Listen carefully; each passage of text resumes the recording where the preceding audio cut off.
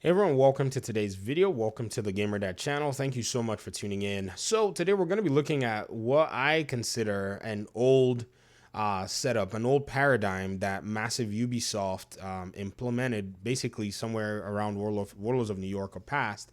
And this is when they decided to start to allow for players to, develop their own playstyle by providing all kinds of different fun and interesting builds and interesting gear systems and weapons, just so that they could complement what players really did like. I feel like they were trying to serve a huge portion of the community in terms of that. Now, if you kind of look at the game through the dramatic lens, a lot of this stuff really goes underneath the table, but we really have to address this stuff because there are, in my opinion, other division projects that are coming down the road. And I feel strongly that if you really do highlight the things that players did like, yes, you could address all the problems all day and sit here and talk about, oh yeah, we had all these issues, but at the end of the day, it really does make sense that you point out the things that really did work for the game. And strongly, I believe that one of the really, really strong aspects of this particular game was providing players with a lot of playstyle options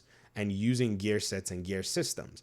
The other side, though, that we have to really come and address in a sense is also the shortcomings of the entirety of the game itself, where yes, a lot of really cool systems were provided, granted, but also these systems, they in a sense played this weird overlap game that affected the entirety of the game itself. If you think about it, like, okay, Hunter's Fury, which is the build that I'm using actually in this particular scenario, it really did a good job for you to be able to mow down enemy NPCs.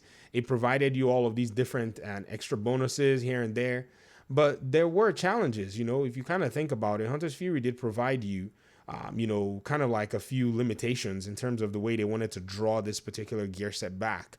They made sure that the chest piece and the backpack actually had to do with, duration and AoE scaling, basically based on the mathematical value of how wide or how much area do you want the talent and the buffs to be able to scale in terms of the enemy NPCs and in terms of how much damage you're going to be dealing or disorient. And I think this was probably in a sense there to kind of also curtail the way these things could scale anyhow in PvP. I mean, if you kind of think about it, PvP is a really, really huge limiting factor in this game. I mean, because originally, if you kind of like look at the base idea itself, like if you kind of consider like, okay, what are the existing, strengths and weaknesses of the division? One of the biggest strengths is the developers are very, very adept at creating gear that's remarkable. They know how to create broken stuff. Let's just put it that simply. They can basically bring some really broken stuff into the game, things that really make the game look like, whoa, this is a cakewalk for any player. Like, you could enjoy and benefit from how powerful you can get. The problem is, at some point you're going to have another entire conversation about, well, is this a good idea? Should we as a community allow for this to be in a dark zone where you as a player may not be able to have enough items to counter those really exciting and broken mechanics? In a sense, I guess I'll call them exciting and broken because that's what they look like in, say, the PvP.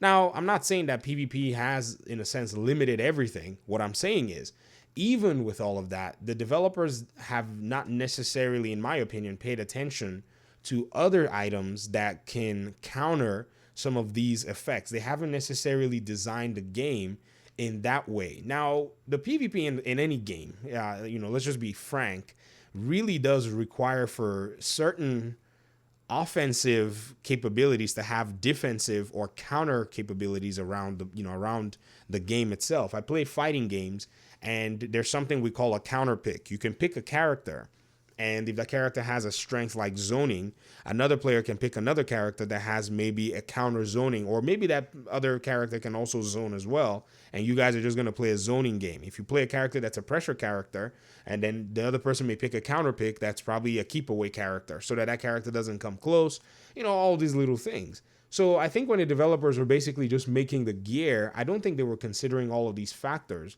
because it really did affect a lot of the strengths that some of these, gear sets and brand sets could really bring to the table. But at the end of the day, Hunter's Fury still remains one that's pretty cool. And I understand many of you might say, why don't you just run it with Ridgeway? I don't have Ridgeway yet on the PlayStation. I haven't been able to get my hands on it. I've never even done the summit past room 100. I never beat 100 when it first came out. And I was like, yeah, I'm not sitting here to do this. It's not even worth it. And what even made things even worse for me was somebody dropped Ridgeway for me on PC after a run on Lincoln. It just randomly, no, it was a legendary mission that we played. I do a lot of legendaries, and somebody just dropped it for me after a legendary run, and that was actually it. And I was like, yep, I'm not bothering with the Summit Floor 100, but I guess I'll probably do it now that I have this PlayStation account and I'm leveling up and I have both raid exotics on here. So shout out to the LCN clan for even making that a possibility. You know, that's something that I've really wanted to basically get.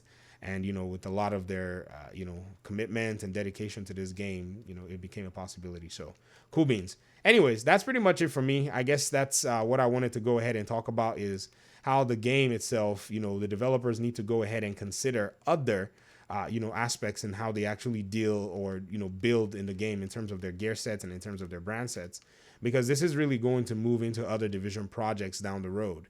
It's not necessarily something that is a deal breaker, but it does have a lot of potential. It does have a lot of, future implications if they would do, stuff like that.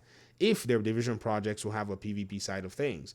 I don't know if it will. I mean, I think they're going to be making a Division 3 game. I don't know how PvP is going to look in that scenario, honestly. Left to me, I would say if they don't do PvP right, they don't need to do it at all. But some people may say, well, the experience is fine the way it is, but if they do it subpar, it's really going to burn a lot of people, But PvE, I think they have it nailed down for the most part. I give the game kind of a B plus or A minus on PvE. PvP, my experience so far in terms of how I've been relating to it, I get to see a lot of the issues people are talking about, but the issues are just way too complex that they'd rather just stick with one. They'd rather just focus on either PvE or do PvP right and just spend the resources in doing it and make sure that their gear system, their brand set system, their weapon and talent systems align themselves, in the right way for these particular, game modes to work very well. All right, that's it from me. Thanks so much for your time and audience. I appreciate you guys so much. We'll talk in another video. Peace out.